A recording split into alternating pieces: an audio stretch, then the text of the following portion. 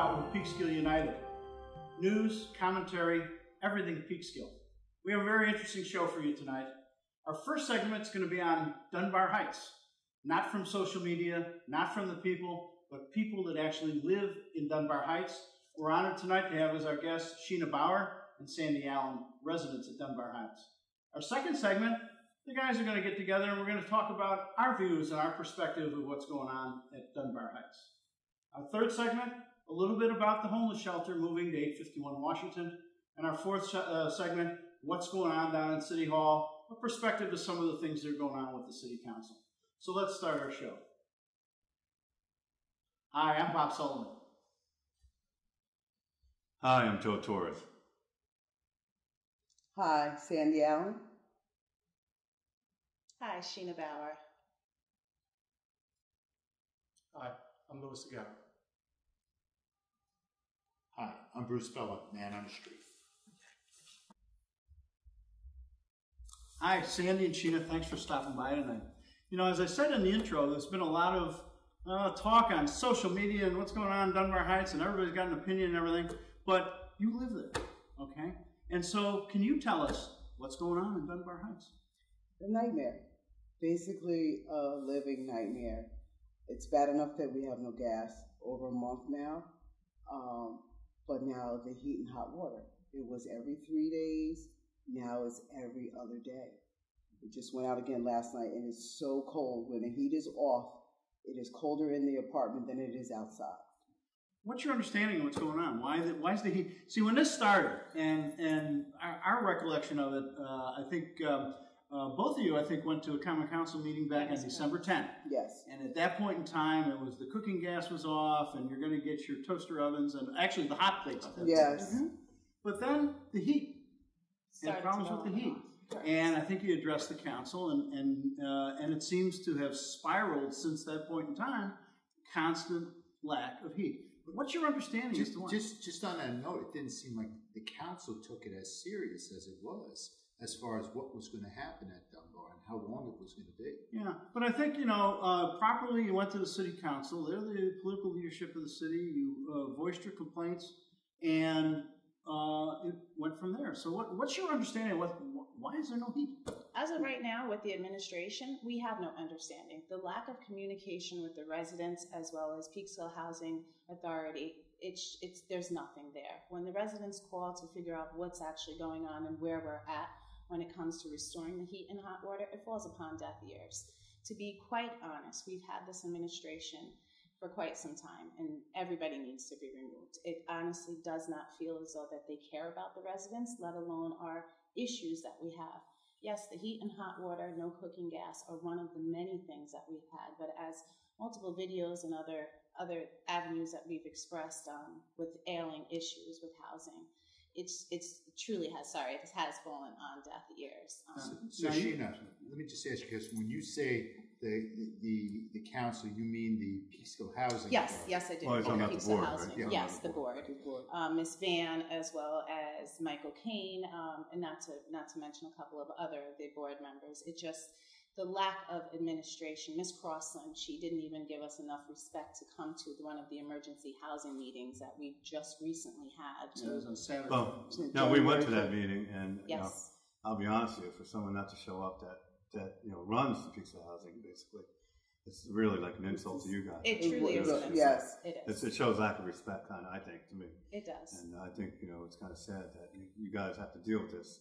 The lack of communication, that you feel is one of the things that should be better at this point? Oh, of course. Absolutely. Definitely. Absolutely. I mean, as you guys see, she wouldn't even come to the meeting that was, I believe they had planned for greater than a week. So for her to know that this was a Saturday emergency meeting to listen to the residents and express their concerns, and not only to voice where she's coming from, to let us know what she's doing on her end, it truly is a lack of respect. I mean, to not know if you're going to wake up with heat or hot water the very next day is an awful feeling. To have these children have to go to school and not even be able to wash themselves either the night before or that morning because of the lack of heat and hot water is horrible. No. And we have a horrible bullying epidemic as it is in school, so you can only imagine if these children are unable to clean themselves before they actually go to school. And also, I'm sorry, I'd like to mention that there are 3 neighbors that just came home with newborn babies within the last month. One actually lives like 3 doors away from me, and the day that she came home with her newborn child, the very next day the heat was off. And it's not like you can just up and leave. Some people don't have another family member where they can go and stay or money to pay for a hotel. And so my heart goes out to them. Like I have issues. Yes, I'm by myself. I wrap myself up, but then I think about my neighbors and their kids and then the pets. I mean, I have fish. You know, it's just something has to give. Enough is enough. I know Dunbar Heights, people have heard of it, but how many residents or how many apartments are there approximately? Approximately 200 families. Okay. Approximately. That's a large amount. amount. A lot of people have moved. Right. There are a lot of vacant apartments. But it was told to me, without mentioning any name, that someone's about to buy the property. We don't know if it's true, but this is just what I heard. Someone is trying to buy Dunbar Heights as well as Bowman Towers. Okay. And I'm starting to think that might be true. Someone had kind of in a way threatened you because you're bringing up the issues that's going on. I received. A lot of people just afraid to speak up about what's going on. Of course. And it's not just on the heating and cooking issues, but all the issues, the conditions of the apartments and those types of things. Yes, I've gone to a couple of residents who have expressed their concerns. Sheena, I'll give you a letter, anything that wouldn't have to really require me putting my name or the actual apartment number down. And when I asked the reason I'm being, one of them would be either they're backed up in rent, unfortunately not being able to provide meals for their family, they're going out, taking out. So by using those monies and not being able to pay their rent, they're behind. So with them being behind, they're afraid to speak. There was one resident in Bowman a couple of months back ago to where there were holes in her walls. And when Mrs. Crossland found that out, she had made a comment about her child being a mulatto child. So with those comments being made, yes, residents are afraid to speak out. That is correct. Yes. And yes, I myself, I received an instant message that sort of stated that allow everything to be the way it is. As a single mom, you really shouldn't be worried about politics and allow everybody to continue doing what they're doing. So I did take that as a threat, but I refused to sit silently. So, one of the things that I found interesting, and I was fencing a little bit with somebody online about it, and I won't mention his name, and there is this thing about if you speak up, it's politics. That's you folks that live in Dunbar Heights live there, you pay rent, you have a right to voice your concern because it's a public board. And that is why Bob, realistically, cold, not being able to cook, no hot water is not politics. No, not at all. It's a way to. It's a quality of life. And by the way, I should mention both of you guys did this online. Both of you guys grew up in public housing. Yes, we did in the city. Yes, we did. So this isn't something where you're coming in and swooping in and say, hey, we're gonna. You guys know this. Yeah. You've experienced it. Sure. Trust me, my mother used to turn on the oven to make the house. They don't have an oven to turn on. We just talked about that. Put a pot of water in the oven and it would cool, warm the downstairs. We can't even do that. Right. So now I watched the social media, and like I said, I was fencing with this particular fella, and he's talking about control of the board and all this other stuff. Watching social media, I'm confused as to exactly what you have now. So you have no cooking gas, you have the toaster ovens, you have the hot plates for your cooking, and the heat goes in and out intermittent. Now the buildings have, maybe you may not know this, they have oil. Yes. Okay, so they have gas, but then they switch to oil. It's a multi-fuel boiler. Okay. So they can switch. Yeah, you would know better on that one. I work for housing. Let me ask you this, and many years ago, I had some experience with boilers. I was a marine engineer on a ship, and we had boilers, but we use that to heat, make hot water. Yeah. Sure. I guess the question is this: when we didn't have our main boilers functioning, we had what was called the donkey boiler. And the housing authority does this all the time when heat goes out. You have an auxiliary boiler. How come they haven't done that? Because that's your steady That's source. a really great question. That's why I asked it. That'd be a great question for us to follow up with the common council meeting. Absolutely. The problem is because she won't even get on the phone with Mrs. Crossan will not even get on the phone to speak with you. She tells the secretary to put it in writing. Whatever you want to say to her, put it in writing. That's ridiculous. Yeah. I mean, you haven't even been down there at once. So there's no communication. We don't know from each day to day if we're going to wake up. When we go home, we don't know if the heat's going to be on. No, and it's just not, it's not fair that we're suffering like this. It's just not fair. 2 days ago, I just came back from the hospital only to come home last night. No heat and hot water. Well, you guys remember that. I came in stressed out. It's been cold, but it hasn't been real cold yet. And that's what you got to be worried about when it gets down into single digits or 10-degree markers. They're talking about propane gas, propane gas. How do you guys feel about that? I'm nervous. I'm definitely petrified. Nervous. Well, and I do not believe that it'll be expedited within 6 weeks. There's just absolutely no way that I think that you'll be able to install propane tanks, individually divide up lines to go to each unit, as well as put in electrical stoves within a 6-week time limit. Not to mention, nothing is ever given in writing. Not to mention, we are the only housing authority, Dunbar Heights, that pays for their own Con Edison. All of the other units are not responsible for Con Ed. Only Dunbar. When I first moved there 13 years ago, I'm not going to mention the attorney's name, he said, just give me 50 signatures and I will help you. I will do this pro bono. 50 people, if they sign this piece of paper, we will fight so you don't have to pay for Con Ed. They were scared to sign it. I got 35 out of 50. Wow. So I stopped fighting because I said, okay, these people don't know me, but I mean, we shouldn't have to pay for Con Ed. Now you want to put an electric stove in? So now I'm really confused. Please, I'm just sorry. The propane is for what? For your stoves? All right. Maybe good. I'm sorry. Propane, I believe, would be for heating and hot water usage. Yes. Okay. Time out. We have central boilers for each building, right? Yes. Okay. So the propane is going to heat the boiler instead of oil. Okay. So it's not individual propane tanks for each unit. It's a propane tank to heat each boiler. Yeah. For each boiler. Okay. And then they're going to install the electric stove. That is correct. Well, they made it seem like they was they said they're putting. That's why I asked the question. No, each building is going to have their own propane. Yes, right. For the heat on the outside. For the heating. But the problem you had is Nancy Van. I thought it was for the gas. Nancy Van sat there and said that propane is safer than natural gas, which it's not. She said it was cheaper. It's not cheaper either because it runs at a higher pressure. Like propane runs around 14 pounds, I believe. And then Con Ed gas runs about 7 ounces into your house. I don't know what runs into the boiler. But that's a big difference. And propane will settle to the ground, so you don't really smell it until it's right about up there. Which is even more where natural gas dissipates more in the air. So it's heavier than, and that's why I'd say, natural gas, is much safer compared to propane. It's very dangerous because of the shootings. It's more volatile, it's more volatile. And they also said that they brought up that issue years ago. And HUD actually said, no way. There's no way. That. So I'm trying to find out, did they get the approval now to do it? Because from what I hear, HUD's shut down for now.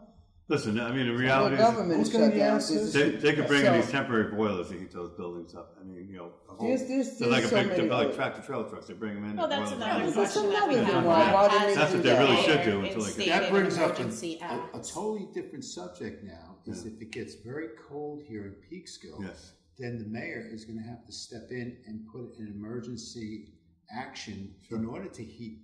For which I'm sort of wondering why he hasn't done that already. Well, he's going to have to step up, and he's going to have to do something, especially if it gets very cold and it gets to the point of being dangerous at Dunbar. Well, I hope Andre is able to see this. The problem he has, these are all, it's all political when it comes down to it. These are all his friends that are in there. And you mean on the board. So what are you gonna do? Fire your friends? And the right thing to do is you have to clean house and get the right people. Exactly. And then get people that really want to really help you. People that when something goes wrong, they're hiring the right people. They're doing the right thing. This shouldn't be dancing like there is going on. I feel as though if Mr. Rainey really wants to show the people of public housing that he's listening to us and really is listening to our concerns and wholeheartedly cares that he would clean out the board because well, he has the right to, you know. He has the right. I mean, he can do it, and you know, something has to be done. I mean, something has to be. Bob, can you just give us an answer about one of the things that I'm kind of surprised about is that the mayor does have the power under the. He's empowered under what's called the public housing law. That's what created public housing authorities like Buffalo and Peekskill and all these things.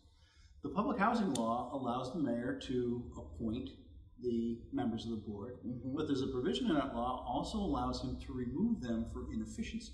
Now, the thing that's been going on here in Peekskill, and this was really political, the argument was, and I got an opinion from a lawyer a couple of years ago, that the mayor doesn't have that power because he's not the chief executive of the city.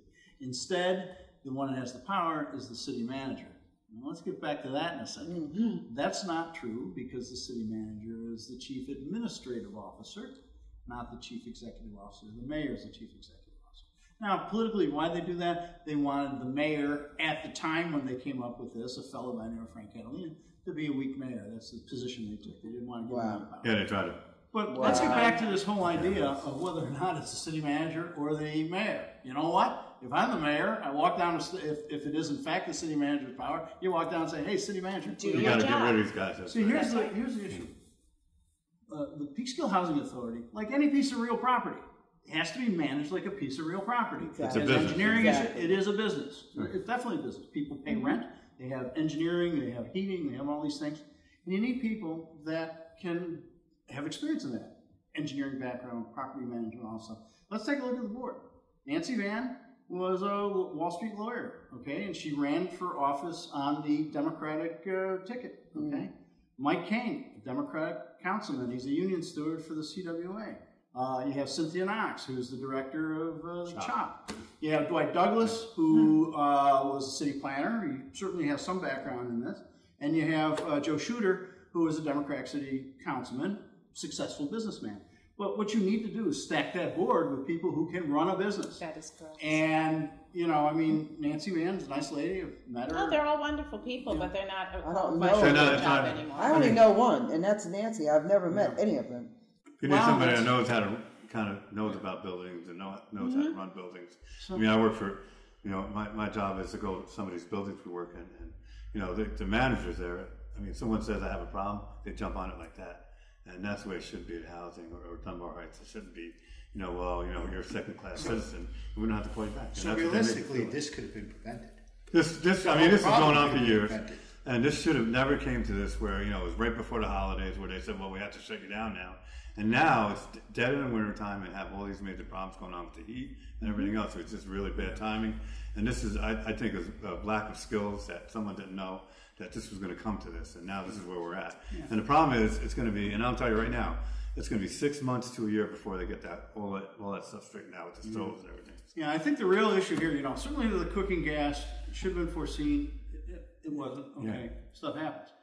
But solving the problem, addressing the problem of no heat and hot water, it's a different issue. Exactly. Somebody's got to have a solution. You got to solve the problem. You know what I see? When they turned off the gas to the stoves, they didn't anticipate that it would adversely affect the boiler. Yeah, it's the ignition system for the boilers. They're using propane to ignite the boiler. They're using natural gas. Well, they were using natural gas. Yeah, then they put propane. Now they're using propane. Yeah, which is a whole different. Yes. There's a different. Which makes me wonder, though, do they still have enough people on staff that are qualified to do their job that would have possibly caught that?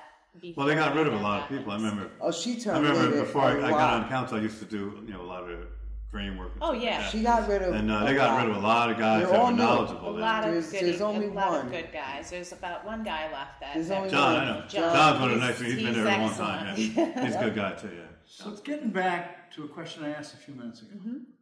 You're sitting here. You live there. You pay rent. Correct. You got to go home. Maybe you got heat. Maybe you don't have heat. Correct. What do you think is happening going forward? Are you comfortable that you are going to have heat and hot water on a consistent basis as we sit here. No, I do not have full faith in this administration, unfortunately. And what have they told you about that? I mean, nothing. That's the the whole thing. that's the frustration part because there's no answer. There's a whole bunch of runaround and finger pointing at this point. Now I know Ms. Agudelo, her and I don't agree politics-wise, but man, I got to tell you, she's got energy. She does. And She she's definitely got does. commitment, and she's on it. Have you been in contact with her? I have been in contact with, I will have to say, Mrs. Agudelo has been outreaching to us as well as Councilman Riley, Patricia Riley, and Councilman Colin Smith. Both of them, all three of them have been reaching out to us a lot more than what the Peekskill Housing Authority has reached out to us. What are they telling you about the prognosis for your heat and hot water? Unfortunately, they themselves do not have any answers either. Yeah, well, that's not good. I mean, listen, there's really nothing my view is I've been on the council, and one thing you have to do is you have to lead. So when someone comes to you with a crisis, you have to get up and say, what do I have to do?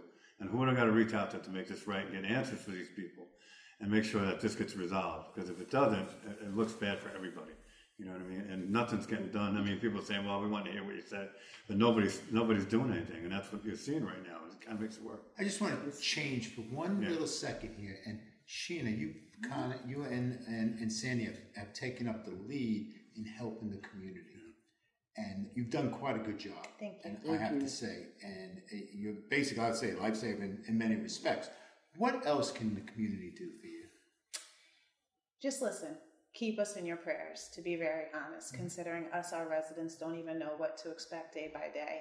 I just really ask, I thank everybody for outreaching to us, helping donate, and just their love and support. But for the most, as of right now, just keep us in our prayers, in your prayers, because we ourselves don't know what to expect. Well, a lot of people have been donating a lot. Yes. A lot of people don't know that. Thank you so much for the donation. Yes, that is I guess, wonderful. Space heaters. There's been a couple of Mrs. Wendy Kelly and a couple of other people, not to mention any names.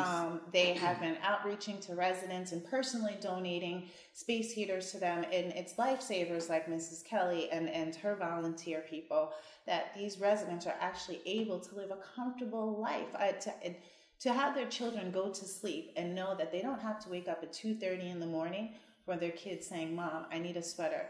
And that's all thanks to Mrs. Kelly and her volunteers. It is scary. Very scary. Because Peekskill Housing Authority, yes, they've given us a hot plate. Yes, they've given us a toaster oven. That's not enough, though. But no, it's not. We have no heat and hot water. You think the next best thing that you would have done is given your residents a space heater, but you're leaving it up to the community to pick up where you are trying. Yeah, which is not fair. Well, actually, we're asking. If it wasn't for us asking for donations and reaching out to the community, and thanks to all of you having us here to ask and thank everyone for all the donations. I mean, we can't thank you enough for all the donations that we have received. We also know the Peekskill Rotary Club is taking donations.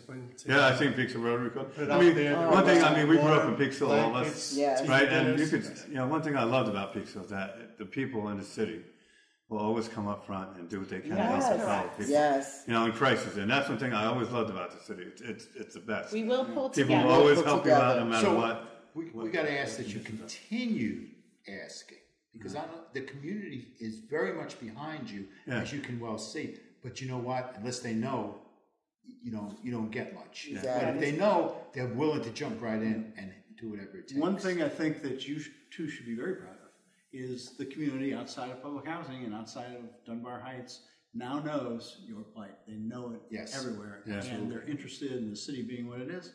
Everybody's helping out. So, well, look, thank you for having us. I think the way we can close this segment is this. You're always welcome here. We appreciate One of our missions here, and right after that December 10th meeting, we went down and Louis and Bruce met with you, and we did a piece that went viral.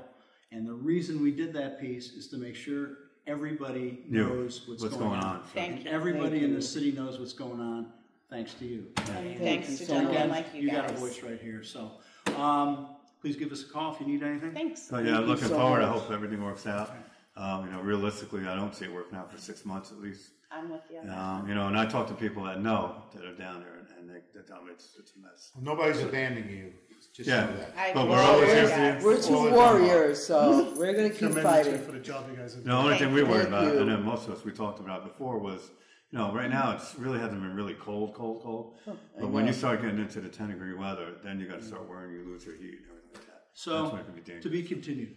That is. What do you think? Let us know on Facebook or YouTube. Thanks. Thank you. It was great getting a perspective from people who actually live in Dunbar Heights instead of the perspective we typically get on social media. Yeah. But now that Sheena and Sandy have left the soundstage, we should talk a little bit about, as taxpayers who don't live in Dunbar, what our view, the 10,000 foot view of what's going on in Peekskill housing. Let me just preface that. It's total mismanagement. Yeah. This has been known as an issue. The piping under these buildings has been known since 2007 and needed to be rectified, if not corrected or replaced. Here we are, 2019, and they're just finally getting to it, at which point they had to shut off all the gas. And the old saw is that, we had $1 million judgment for that discrimination case, and we had no money. But it's interesting, I found out from two sources, one of the reasons they got hit with $1 million judgment is they didn't pay for the insurance for the directors and officers. They let the insurance lapse. It would have been insured. So who loses on that? Housing Authority loses $1 million, and apparently they had to sell, according to their financials, they had to sell a couple of their houses. Yeah. So it isn't really like it's out of their operating funds. They disposed of some assets, but these are assets that now they don't also have to maintain. So it's like selling your wife's jewelry to pay the electric bill or something. So it's not like coming out of your paycheck. So the old saw about, hey, I think what gets me about this, and this is going to sound political, but you have the mayor with a photo op with the governor. We're filming now on January 8th. The governor was here on the 6th on Sunday, along with Senator Hartman. And a lot of photo ops. Now, the governor used to be the Secretary of Housing and Urban Development, okay? In those photo ops, did anybody say, hey, governor, can you help us out? Or at least speak to the governor about the issue. Well, maybe he did. And maybe he's going to tell us what the governor had to say. Do you think so? I don't think so. I don't want to mention the entity, the Peekskill Democratic City Committee. I don't want to mention them because they'll get mad at us. Okay. But on their webpage, they have a photo with the mayor, with Kathy Talbot, and all these people with Nita Lowy at the victory party and for the midterm elections. Does anybody know who Nita Lowy is? She's our U.S. representative. I don't remember her being here since we got gerrymandered into her district. Now, she's a very powerful, very senior representative. If you got funding problems and you got issues in Dunbar Heights, a call from a congressman with that much juice makes things happen. Bob, let me get a little angry here for a second. Okay. You had Peter Hartman right here in the city. You had him at his inauguration, and you had the perfect opportunity for him to establish his person by addressing the issue at Dunbar. Did he address it at all? You have almost 400 people down there who are in danger of freezing, who have no means of cooking. It's unhealthy too. And they have to go on living. And you know what? Not one mention of this. And am I getting a little bit anxious about it? Absolutely. Because here was the opportunity for him to represent the people who voted for him. Yeah, that's right. And he did nothing. I can say this. In those type of events, you probably don't have the ear or the right situation where you can sit down and talk one-on-one because there's so much going on. Oh, sure. But you got Harkin's office here. Yeah. You got Schumer's office here. Yeah. What's keeping you from doing it? Everything's or a phone call. You can go there and knock on their door. Right. I was told, call Ben Carson. Bruce Bellum, call Ben Carson. Well, Bruce Bellum does not represent anybody. It is the council, it is the people sitting on the council. If they felt so strongly that Ben Carson should have been notified, then guess what? Get on the phone, whether you're a Republican, whether you're a Democrat, whether you're a liberal, Green Party. Get on the phone and try to get into Ben Carson's ear. Well, maybe our senators should have gotten into Ben Carson's ear to get this resolved. Yeah. What is the issue? Is the issue when somebody gets deathly ill over there, or even dies at Dunbar? Well, they wait till something happens and they make a move. Well, that's what's going to happen. That's what's going to happen. Yeah, and it's unfortunate. Like somebody we know said just recently, either lead or get out of the way, and that's what we need people to lead right now. See, here's the thing that, and I think both Sheena and Sandy alluded to. Look, we talked about, and there'll be a debate out there, I'm sure, in TV land about the mayor's power over that board. He's got juice. He can make a phone call and say, get it together or you're done. Okay. Mary Foster did it. Well, you know, she brought water into the city after the hurricane. She used her power over the city to be able to get rid of a big problem. So, let me tell you about, and this is a little legalese here. There's lawyers work on case law and precedent, okay? And so when I was looking at this issue about the powers of the mayor to remove the public housing board, there's a leading case in our state. It's called Brown versus Foster. Yes, that Brown. And Foster, yes, that Foster. It's a case that allowed the mayor of the city of Peekskill to remove a public housing authority board member in Peekskill. And in lawyer land, you can't get more precedent than that. So the mayor has that power. And right now, you got a crisis of confidence over there. You got people running around, and certainly the residents are not confident that the people that are on that board can run that board. Now, you got a whole, and by the way, this whole crisis really is if there's anything to get out of it, it's really positive. People outside of public housing in this city know that there's public housing, and but people mind their own business. As a result of this, people, and you can see it on social media, now understand what is going on here. They're all taxpayers. These are all their fellow residents who are sitting over there in Dunbar in these conditions, and they want something done about it. So, if there's a great thing to get out of this, it's perhaps more interest. People, we got a lot of engineers, we've got property managers, we got real estate people, we got people who could sit on that board could probably get that thing out. Good. Let me ask you a question, all you guys. Do you feel that they should remove some of these board members on there? I'm asking honestly. All right. My opinion, the mayor of this city has a really tough job. I think his heart is in the right place. Mm-hmm. I think he gets it 100%. What I don't understand is why he's not moving. And I think we all know why, because there's a lot of friendship and cronyism. Well, he's in a box right now that most of these people are all on the Democratic committee at one time or in office. They all helped him get elected. And now they're all in this together. And, what are you going to do? Get rid of your friends that are on Good old boy club. Yeah, it's a good old boy club. So you're stuck. So he has to make a decision, a real decision to say, I have to either clean house and give myself a better name and get this straightened out, or I'm just going to let it go the way it's going to go. Better yet, he has to clean house for the betterment of the people to make people feel better. For the people at Bowman, for the other housing units, and for the city itself. The city itself. But this gets into the whole issue of appointments to these city boards and all that. There's nothing wrong when you're the Democrats and you take power to put Democrats in power. It happens all the time. It should happen. But partisan Democrats, we're talking about people on the city committees and candidates ethics and boards, people on the everything. Sure. It gets there's. You got the lady from TOP that's on there. Yeah, you got someone. So in thinking, like I said, I don't think he's doing a good job. His mind is in the right place. His heart can do what's necessary to be done. It makes you laugh though. You got a lady from TOP that says she cares about the homeless, and meanwhile they got these people freezing, no stove or anything like that, and nobody's stepping up to defend these people. I can't believe it. Well, again, that's a chapter to be written. I mean, right now the immediate problem is solving the problem of heat. And hopefully that's getting attended to. I just feel that it may not be. So many people are passing the buck. Yeah. They're worried about getting blamed for things. And at this point here, we really don't care. Let's just get the problem and the issues fixed. That's what the people at Dunbar Heights really need. They don't need the bickering. They don't need it about the politics of things. They don't even care who's on the housing authority. It's like either like Joe said, either you lead or you get out the way. And let somebody else. We've got to get this thing resolved. They can't wait months to get this thing done. The only good thing we have in this city right now is that a lot of people out there are coming forward quietly and giving a lot of things to these people, trying to help them out the best way. Upside.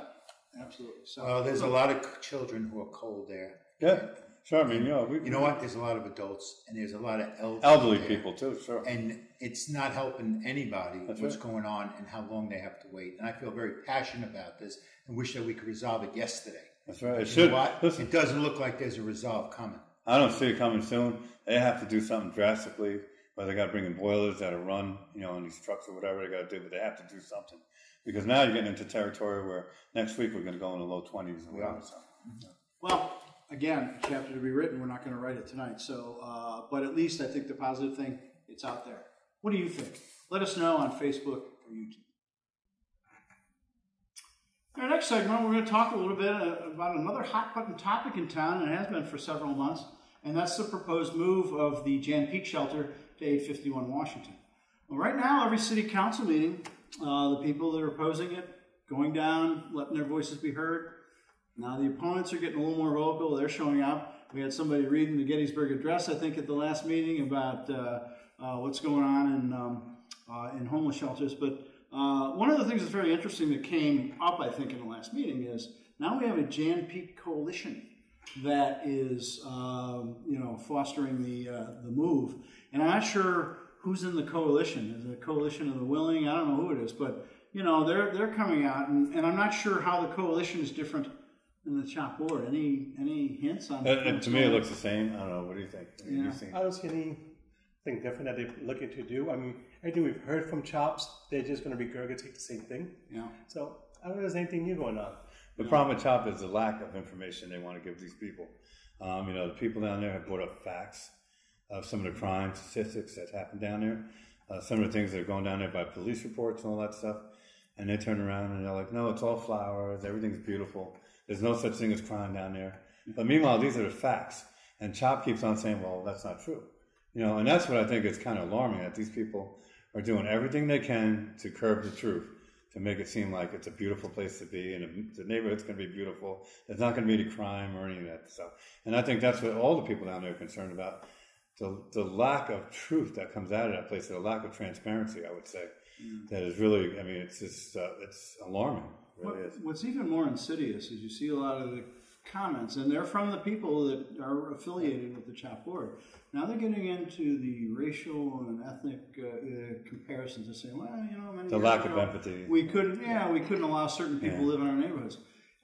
That misses the point. The issue of this shelter going into that neighborhood, it is a structure that is not consistent with the zoning and the character of the neighborhood. Realistically, the area where they want to put the shelter is a biracial area. Yeah. It's a bicultural area. Yeah. So when you start bringing in words like racist, you're reaching for straws in this case. Yeah. There's no racism going on. It's people wanting to live in their neighborhood. And it's also not putting people in the area that really won't feel comfortable there. And I'm talking, and I've always talked about the same thing, these are the residents of the shelter. I don't care about the people who work there 9 to 5, who go home at the end of the day. It's the people who have to be there day in and day out. Will they feel comfortable there? Are they being pushed into a situation? And you know what? Nobody's ever asked them. Yeah. You know why they haven't asked them? Because most probably the administration at CHOP will not like the answer that they get. Yeah, I would say so. Yeah. I mean, one of the things that was interesting on the Peekskill Safe and Strong Facebook page is they apparently got under with a FOIL request, a copy of a letter that was a rejection by the city of the original building permit that CHOP filed for 851 Washington. Now, this is very curious. This came out, the city manager mentioned it. I think Lindsay Fitzgerald, a friend of ours, went up there and said, anything going on? Well, there was a building permit. Really? Okay. What's interesting about what was posted on Peekskill Safe and Strong is the letter rejecting the building permit was addressed to the vice chair of Caring for the Homeless of Peekskill, and that's Ruth Wells. Now, Ruth Wells is on the planning board. That's unbelievable. How is it that she is the proponent of a building permit and being on a planning board that's turned down because it's not consistent with the zoning? She didn't know that when she filed the building permit? Or is there something else she was doing with filing that building permit? Now, that's a question, What does the planning board actually do? Just for the people who may not just hear a word. The planning board will take plans that you prepare plans. They're going to look at them, and they have to determine if it's consistent with the zoning. They have to determine whether or not the the facade needs to be changed, or if there's special permit applications, they'll develop the special permit. Basically the oversight or the approval of particular plans. It's not like just what's it going to look like, what goes here, and if there's zoning issues, or they have to be looked at, or go to the zoning board of appeals. But with respect to this one, I think the planning commission's job is when they get the initial application is to determine, whether or not a planning text amendment would be appropriate in that area. But the whole point is, this is even before they put in a change for the zoning. This letter, the rejection, is dated August 14th of 2018. That means that the application went in probably a couple months before that. So why is it that the vice chair, and happens to be on the planning commission, is proffering a building permit that is patently not consistent with the zoning? Unbelievable. That's a question that we have to ask. So anyway, I think what's happening with again, that's another chapter to be written. There's been no formal filing. Once that happens, lawsuits go flying. Well, I think you have your hearings, and then I think the common council has to make a determination. That created an issue on transparency, conflict of interest. Those are the things that just keeps popping up about this council. Yeah, that's right. I'd say they're all very nice people, and we've said this over and over again. Yeah. But it just seems like they're out of their league. They don't go to the people who really can help them make really good decisions, ethical decisions, because they're just being, run by people who have other interests. Maybe somebody on Facebook or YouTube will tell us why the chair of the planning commission is the one to whom the permit declination is addressed. I don't know. Well, they'll take us on everything else, but they'll never answer that question. Well, I'd like them to answer the question, so we'll see. So is that a question that could be asked at an open hearing? Sure. You could go to council. So it can happen, right? Absolutely. Go to council and say, why is she doing it? Maybe we should be there. Yeah, well, ask the question. I have a sneaking suspicion somebody's going to ask that question. I'm pretty sure that's going to come up, yeah. Anyway, what do you think? And by the way, that question, why is the chair of the planning commission submitting a building permit that's patently in violation of the zoning laws? I'd like to answer that question if I could. Thanks. Okay, last segment tonight, as we do in most of our shows, is we talk about what's going on down in City Hall, Common Council, some of the hot topics that have come up before the council. One of the things, and it sort of not directly came before the council, but there's been a lot of discussion on social media about the closing of the Paramount. Oh my God! Yeah. I mean, a lot of discussion. How long is it going to be? It isn't. It's going to reopen. Right now, there's a show supposed to go in there in May. But what happened to the whole middle of the winter, where people want to go to the Paramount to see a show when they're trying to get out of their house? What is that all about? See, Who does that? One thing that kind of comes to your mind is that, if you rent this Paramount or lease it or whatever, why would you not have discussions through the city about talking about the renovations and having it set in place and then close down so you're not losing a lot of money? It just kind of seems fishy that they just closed down and that they're going to do renovations. And it hasn't even been discussed yet through the council or anything like that. So it kind of makes you wonder. Oh, no, Joe, it hasn't been discussed openly. Openly. Well, even if it has, it has to be discussed openly. I think the businesses should have been kind of told a little bit ahead of time so they can prepare and get ready. But when you shut it down and people don't know about it, how do you get ready for this? Just how come do you down. adjust? You might have to let people go for a certain amount of time. You've got to be able to, put these things in place. But you're not being told. Yeah. And there should have been a resolution, out there saying that a certain company is going to be doing work in Paramount, blah blah blah, and none of that's come to fruition yet. So and it's not in the budget. It's not in the budget. I'm not through the budget. It's not there. Renovations are not there. No. Not in the capital budget. Not in the budget for the Paramount. So how much? Who? What are we doing? And that's important because a lot of people don't realize the city of Peekskill owns the building. They're the landlord. So it has to go through them. Who runs it, rents it from them. Yeah, exactly. Now, are they required to have a certain amount of shows a year? Yes, part of the lease, there was a certain amount of shows they have to have. And, but I know since Red House took over, they had somebody else sublease from them. And then there was a rumor that somebody else was looking to take it over. Well, let me just say something about that. A lot of gift cards, a lot of gift certificates sold for Christmas as gifts. Yeah. They better put on a lot of shows from May until the end of the year to at least be able to, substantiate those. Without the Paramount, we're no. A lot of businesses are no hurt, more Gordon Lightfoot. I mean, what are we going to do here? So it's Sinbad brought down the curtain. I mean. But the council is getting back to the council. We're filming right now on it's January 8th. There was a meeting last night, committee of the whole, and one of the topics that came up, and it's usually a mundane, very ministerial thing. What banks is the city going to put their money in? It's usually cut and dry. And it turns out to be now all of a sudden we're taking on the world, that we can't put money in Chase Manhattan or Wells Fargo. We have to take a stand against, fossil fuels and corruption. And all we're talking about is, where the city puts its money.